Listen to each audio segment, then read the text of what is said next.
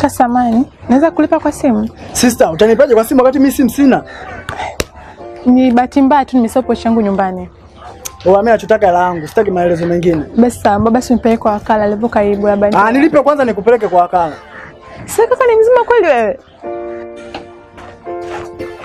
Kwa sister nisikize vizuri. Mimi nachotaka hela yangu, sitaki maelezo mengine. Kama vipi nachukua simu yangu afu utaniletea 2000 yangu kijiweni. Ni kwa sababu ya shilingi 2000 uchukue simu yangu.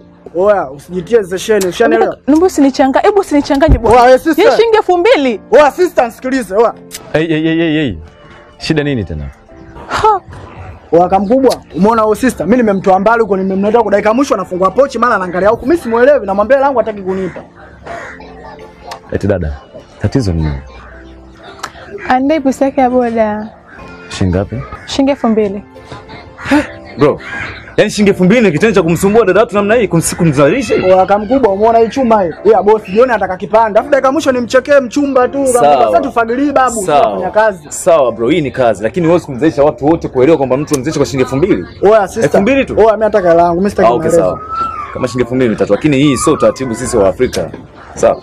Kama shilingi 2000. Baridi kama mkubwa sema hivyo sasa tufagilie babu.